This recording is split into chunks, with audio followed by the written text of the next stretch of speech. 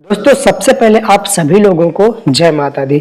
दोस्तों आज की इस वीडियो पर हम बात करने वाले हैं माँ वैष्णो देवी यात्रा के बारे में। तो अगर आप लोग भी वैष्णो देवी कटरा आना चाहते हैं, माता जी के दर्शन के लिए आने का आप प्लान कर रहे हैं, तो ये वीडियो आप लोगों के लिए बहुत मददगार हो सकती है। क्योंकि आज के इस वीडियो पर हम बात करने वाले हैं कि अगर आप वैष्णो देवी आना चाहते हैं तो आप यहाँ तक कैसे पहुँचेंगे, यहाँ पर आपको होटल कहाँ लेना चाहिए या फिर उनके रेट क्या हो सकते हैं, और यहाँ पर यात्रा करने का सबसे सही तरीका और सबसे सरल तरीका कौन सा होता है, सबसे अच्छा मार्ग कौन सा होता है जिससे कि आप अपनी आसानी से वैष्णो देवी यात्रा को कंप्लीट कर पाओ।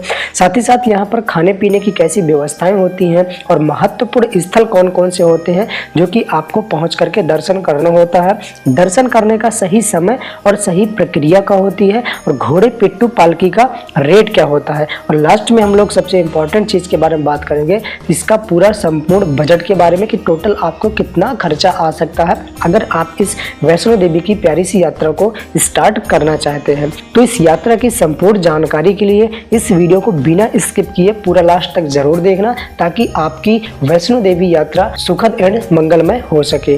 वैष्णो देवी यात्रा भारत के प्रमुख तीर्थ स्थलों में से एक है, जहां हर साल लाखों श्रद्धालु मां वैष्णो देवी के दर्शन के लिए आते हैं। यह मंदिर जम्मू कश्मीर के कटरा में त्रिकुट पर्वत पर स्थित है। यहाँ पर मां दुर्गा के 3 रूप महाकाली, महालक्ष्मी और महासरस्वती की पूजा होती है। दोस्तों यहाँ पर हर समय लगभग लाखों श्रद्धालु रास्ते से होते हुए माता जी के दरबार तक पहुँचते हैं। तो अब हम सबसे पहले बात करते हैं कि आप यहाँ तक कैसे पहुँच सकते हैं। वैसे तो दोस्तों सबसे सरल और आसान तरीका होता है ट्रेन से। तो अगर आप अपनी यात्रा ट्रेन से करना चाहते हैं तो कटरा में ही आपको कटरा रेलवे स्टेशन मिलता है। बहुत सारे शहरों से डायरेक्ट आपको ट्रेन मिल जाती है कटरा रेलवे स्टेशन के लिए, तो आप ट्रेन से पहुँच सकते हैं। या फिर बहुत सारे शहर से आपको डायरेक्ट कटरा के लिए ट्रेन नहीं मिलती है तो आप जम्मू तक आ सकते हैं, क्योंकि जम्मू रेलवे स्टेशन की कनेक्टिविटी काफ़ी ज़्यादा अच्छी है। लगभग हर शहरों से, हर छोटे बड़े शहरों से जम्मू के लिए डायरेक्ट आपको ट्रेन मिल जाती है। जम्मू से कटरा तक की दूरी अगर हम देखें तो 50 किलोमीटर रह जाती है। तो जब आप जम्मू रेलवे स्टेशन के पास उतरेंगे तो वहाँ पर आपको बस और टैक्सी स्टैंड देखने को मिल जाता है। तो अब आप जम्मू से कटरा तक अगर बस से आना चाहते हैं तो यहाँ पर आपको सिर्फ 2 घंटे के अंदर बस आपको जम्मू से कटरा तक पहुंचा देती है।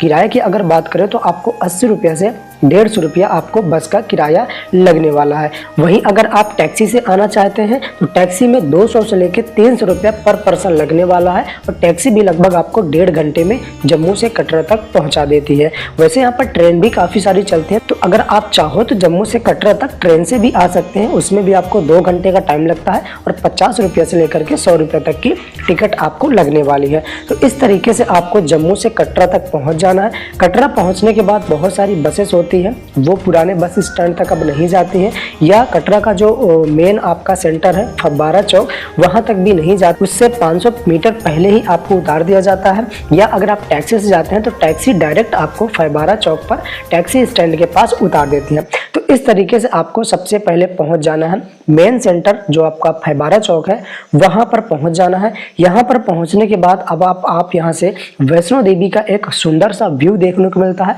पहाड़ों के बीच जो वैष्णो देवी माता जी का मंदिर है उसका बहुत ही प्यारा और सुंदर व्यू देखने को मिल जाता है। तो अब हम लोग बात करते हैं यहाँ पर कटरा पहुँचने के बाद होटल्स के बारे में, कि यहाँ पर आपको कितने रेट और कहाँ पर आपको होटल मिलने वाले हैं। तो कटरा पहुँचने के बाद अगर आप होटल लेना चाहते हैं तो यहाँ पर आप कहीं पर भी होटल ले सकते हैं। मेन कटरा रोड पर ले सकते हैं, पुराना बस स्टैंड के पास, हेलीपैड रोड, या कटरा मार्केट के पास, या कहीं पर भी आप होटल ले सकते हैं। अगर आप एक नॉर्मल होटल लेना चाहते हैं तो इसकी रेट की स्टार्टिंग 600 रुपये से स्टार्ट हो जाता है। वहीं पर अगर आप VIP होटल पर रुकना चाहते हैं तो जो 2000 से स्टार्ट होकर के 5000 या फिर 10,000 तक के आपको VIP होटल में भी आप रुक सकते हैं। तो इस तरीके से आप होटल्स लेकर के थोड़ा बहुत रेस्ट करने के बाद अब यहाँ पर जब आप अपनी यात्रा स्टार्ट करना शुरू करोगे तो यात्रा स्टार्ट करने से पहले आपको एक यात्रा पास भी बनवाना पड़ता है, यानी कि RFID कार्ड। कुछ इस तरीके का आपका RFID कार्ड होता है। ये बेसिकली एक यात्रा पास होता है जो बाणगंगा चेक पोस्ट या ताराकोट चेक पोस्ट पर चेक किया जाता है। उसके बाद आगे की यात्रा आपकी स्टार्ट होती है। अगर बात करें कि आप इसको RFID कार्ड को कहां से बनवा सकते हो, तो अगर आप लोग जम्मू स्टेशन के पास से आ रहे हो तो उसी के सामने आपको एक वैष्णवी भवन देखने को मिल जाता है, जहां से आप ये RFID कार्ड बनवा सकते हैं, या फिर आप कटरा मेन चौराहा या ताराकोट मार्ग पर भी बनवा सकते हैं। अगर बात करें कि इसके बनवाने के लिए कौन कौन सा डॉक्यूमेंट्स लगता है, तो इसमें आपको सिर्फ और सिर्फ आधार कार्ड ही लगता है। आधार कार्ड की मदद से आप इसको बनवा सकते हो और ये बिल्कुल फ्री ऑफ कॉस्ट बनता है। अगर इसके बनने की टाइम की बात करें तो सुबह 5 बजे से लेकर के रात 10 बजे के बीच में आप बनवा सकते हैं। और एक बार RFID कार्ड आपका बन जाता है तो RFID कार्ड बनने के बाद 6 घंटों के अंदर आपको अपनी यात्रा स्टार्ट करनी होती है। तो अब RFID कार्ड बनने के बाद अब हम बात करते हैं यात्रा का सही तरीका या सही मार्ग कौन सा होने वाला है, जिससे कि आपको बिल्कुल भी दिक्कत ना आए। तो यहाँ पर आप 2 मार्ग से होते हुए डायरेक्ट भवन तक पहुंच सकते हैं।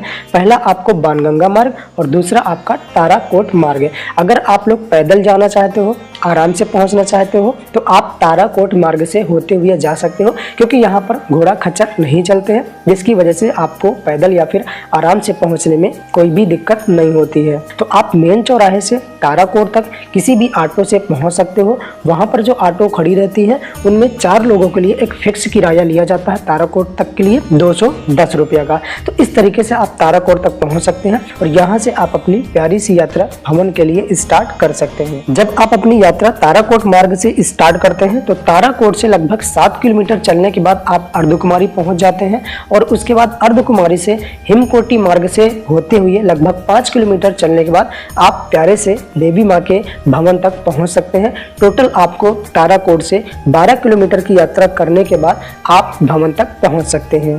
ताराकोट मार्ग से जाते समय बिल्कुल आपको नॉर्मल चढ़ाई मिलती है, जगह जगह आपको खाने पीने की व्यवस्थाएं मिल जाती हैं, साथ ही साथ जगह जगह आपको टॉयलेट भी मिल जाते हैं जो बिल्कुल फ्री ऑफ कॉस्ट होते हैं।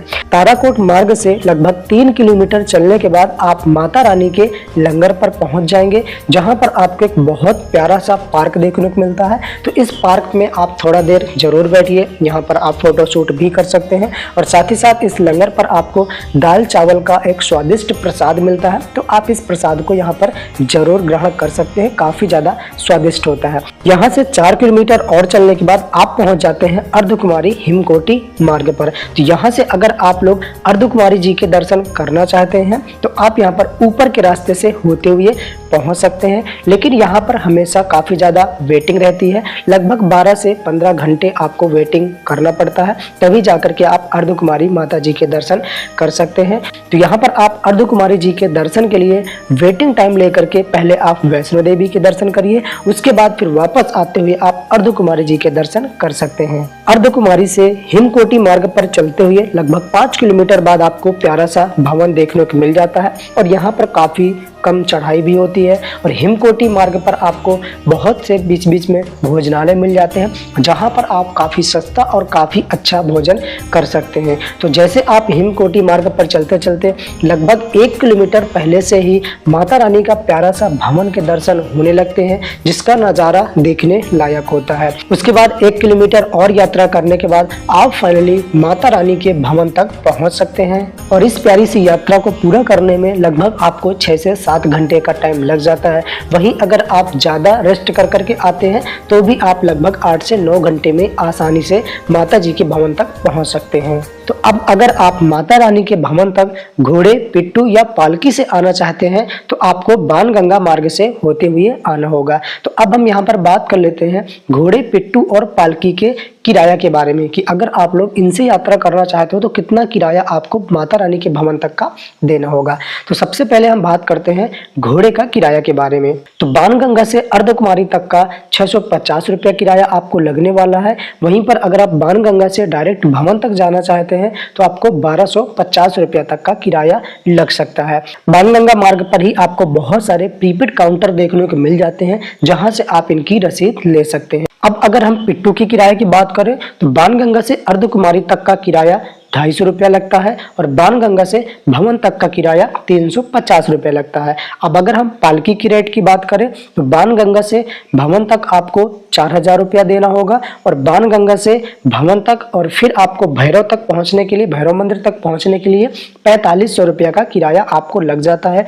वहीं पर अगर आपका वजन 100 किलो से ज्यादा है तो आपको 5000 रुपए किराया देना पड़ेगा। वैसे तो जब आप अपनी यात्रा स्टार्ट करते हो तो आपको सड़क भी देखने को मिलती है और साथ ही साथ आपको सीढ़ी भी देखने को मिलती है। आप चाहो तो सड़क से भी यात्रा कर सकते हो या सीढ़ियों से भी यात्रा कर सकते हो, बीच बीच में सीढ़ियां भी बनी होती हैं। बट मेरा सजेशन यही रहेगा कि आप सीढ़ियों से मत जाइए, क्योंकि अगर आप सीढ़ियों से अपनी यात्रा को करोगे तो आप काफी ज्यादा थक जाओगे। तो इसलिए सबसे अच्छा है कि आप सड़क से ही अपनी यात्रा को कंप्लीट करें। अब हम बात करते हैं बैटरी कार के बारे में कि अगर आप भवन तक बैटरी कार से जाना चाहते हैं तो बैटरी कार आपको अर्धकुमारी से मिलती है। अर्धकुमारी से भवन तक का किराया 350 रुपया लगता है, वहीं वापस आने का 240 रुपया लगता है। बैटरी कार की बुकिंग आपको 2 महीना पहले से करना होता है। वैष्णो देवी की स्लाइंग बोर्ड की ऑफिशियल वेबसाइट से आप कर सकते हो। तो इस तरीके से आप माता रानी के भवन तक पहुंच सकते हैं। अब हम फाइनली बात करते हैं माता रानी के दर्शन का सही तरीका।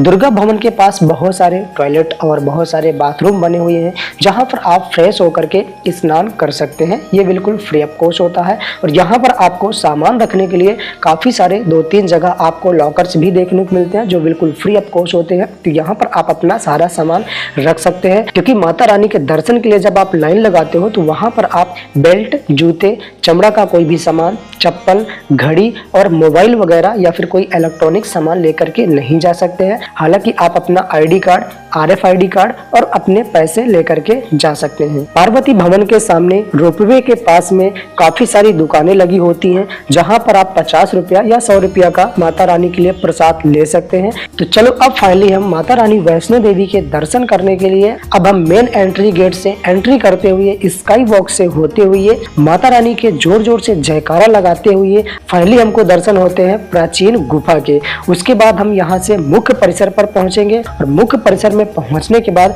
माता रानी की गुफा में माता रानी के 3 रूप महाकाली, महालक्ष्मी, महासरस्वती के रूप में आपको विराजित मिल जाती हैं और इनके दर्शन आप पिंडी के रूप में कर सकते हैं। तो यहाँ पर पहुंचने के बाद आप माता रानी का आशीर्वाद ले सकते हैं और यहाँ पर आप अपनी जो भी मनोकामना माता रानी वैष्णो देवी के पास लेकर के आते हैं वो आपकी मनोकामनाएं माता रानी वैष्णो देवी जरूर पूरा करती हैं। तो एक बार आप कमेंट में जय माता दी जरूर किए।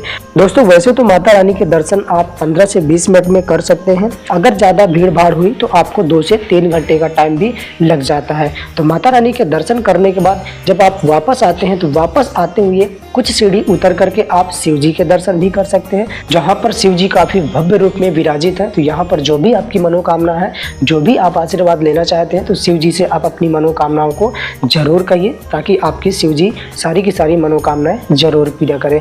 उसके बाद फिर आप हनुमान जी के दर्शन भी कर सकते हैं और यहाँ पर भी आप इनसे आशीर्वाद ले सकते हैं। दोस्तों यहाँ पर सुबह शाम आरती भी होती है, सुबह 6 बजे से 7:30 बजे के बीच और शाम 6:30 बजे से 8 बजे के बीच आरती होती है। आरती के समय दर्शन करने वाले श्रद्धालुओं की लाइन को रोक दिया जाता है। तो ऐसे में अगर आप आरती के समय लाइन पर लगे हैं तो हो सकता है थोड़ा सा आपको ज्यादा टाइम लग जाए माता रानी के दर्शन के लिए, वरना आपको ज्यादा टाइम नहीं लगता है। अब हम बात करते हैं भवन में रुकने की व्यवस्था के बारे में कि अगर आप भवन में रुकना चाहते हैं तो आप कैसे रुक सकते हैं। तो दोस्तों यहाँ पर आपको कालिका भवन, दुर्गा भवन, मनोकामना भवन, पार्वती भवन देखने को मिल जाते हैं, जहाँ पर आप बेड ले सकते हैं या रूम भी ले सकते हैं। यहाँ पर बेड का किराया 150 रुपया होता है और रूम का किराया लगभग 1100 रुपया तक हो जाता है। हालांकि इसकी बुकिंग आपको 2 महीना पहले से ही इनकी माता रानी की ऑफिशियल वेबसाइट से करना होता है।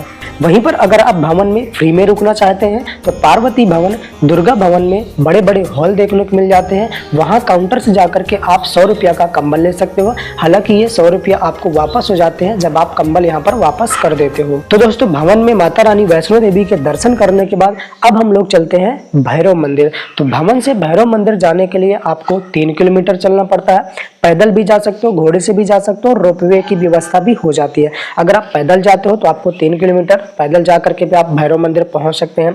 घोड़े से अगर आप जाना चाहते हैं तो थोड़ा सा चढ़ाई ज़्यादा होती है, इस वजह से यहाँ से भवन से भैरव मंदिर तक का घोड़े का जो किराया वो 300 रुपये से लेकर के 400 रुपया तक हो जाता है। अगर आप रोपवे से जाना चाहते हैं तो आप 100 रुपया दे करके रोपवे से भी जा सकते हैं। हालांकि रोपवे के लिए आपको लाइन लगाना पड़ता है या फिर टिकट के लिए आप पहले से रोपवे को बुक कर सकते हैं। भैरव मंदिर पहुंचने के बाद 15 से 20 मिनट के अंदर आप भैरव जी के दर्शन कर सकते हैं। दोस्तों, जब भी आप भैरव मंदिर पहुंचे तो भैरव घाटी से माता रानी का भवन एक बार जरूर देखना, क्योंकि भैरव घाटी से माता रानी का भवन बहुत ही प्यारा लगता है, देखने लायक नजारा लगता है। तो इस तरीके से आप भवन पर वैष्णो माता जी के दर्शन कर सकते हैं और ऊपर 3 किलोमीटर चलने के बाद भैरव मंदिर में भैरव जी के दर्शन कर सकते हैं। अब आप वापस के लिए पैदल, रोपवे या घोड़े से होते हुए आप पहले भवन तक आएंगे।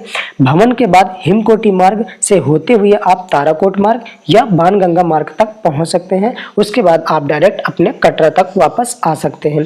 दोस्तों, अब हम लोग बात कर लेते हैं हेलीकॉप्टर के बारे में कि अगर आप लोग अपनी यात्रा हेलीकॉप्टर से करना चाहते हो तो कैसे कंप्लीट कर सकते हो। तो हेलीकॉप्टर से यात्रा करने के लिए सबसे पहले आपको कटरा मेन चौराहे से कश्मीरी रोड पर लगभग 2 किलोमीटर की दूरी पर आपको हेलीपैड मिलता है। हेलीपैड से आप हेलीकॉप्टर के द्वारा से सानी छत तक जा सकते हैं। सानी छत से सिर्फ 2 किलोमीटर रह जाता है माता रानी का भवन। हेलीकॉप्टर के अगर हम किराए की बात करें तो एक साइड का आपसे 2100 रुपया और दोनों साइड का आपसे 4200 रुपया का किराया लिया जाता है।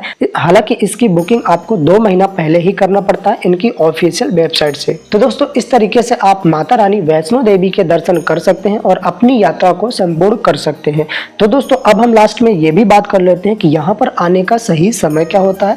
तो सबसे सही समय यहाँ पर होता है अक्टूबर से लेकर के जून तक, क्योंकि यहाँ पर कोई भी बारिश का मौसम नहीं होता है। अब अगर हम बात करें यहाँ पर रुकने की कितने दिन का प्लान लेकर के आपको आना चाहिए, तो आप यहाँ पर अगर अपनी अच्छे से यात्रा करना चाहते हैं तो 3 डेज और 2 नाइट का प्लान लेकर के आप आ सकते हैं। या फिर अगर आपको ज़्यादा घूमना है तो यहाँ पर आप 4 डे का एंड 3 नाइट का प्लान लेकर के आ सकते हो। दोस्तों, अब वीडियो खत्म होने से पहले हम लोग ये भी बात कर लेते हैं कि इस प्यारी सी यात्रा को कंप्लीट करने में टोटल आपको संपूर्ण कितना बजट लग जाता है। तो देखो, अगर आप अपनी यात्रा को नॉर्मल तरीके से कंप्लीट करना चाहते हो, जैसे कि आप नॉर्मल ट्रेन से आते हो, फिर बस से आते हो, नॉर्मल होटल्स पर रुकते हो, इस तरीके से अगर आप अपनी यात्रा को कंप्लीट करते हो, पैदल चल कर के जाते हो, भवन तक पहुंचते हो, तो आप 3000 से लेकर के 3500 के बीच में अपनी इस यात्रा को कंप्लीट कर सकते हो।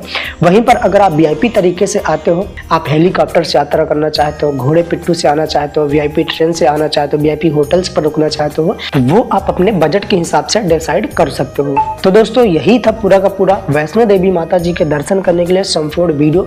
अब अगर इससे रिलेटेड कुछ भी आपके मन में डाउट, कुछ क्वेश्चन आपका आ रहा तो नीचे कमेंट करके जरूर पूछिए। और लास्ट में मैं आपको इतना ही कहना चाहूंगा कि एक बार आप वैष्णो देवी माता जी के दर्शन करने के लिए जरूर आइए और जो भी आपकी मनोकामना है वो माता रानी जरूर पूरा करेंगे। तो चलो, मैं मिलता हूँ किसी दूसरी वीडियो पर। तब तक आप अपना और अपने परिवार का ख्याल रखिए। जय माता दी।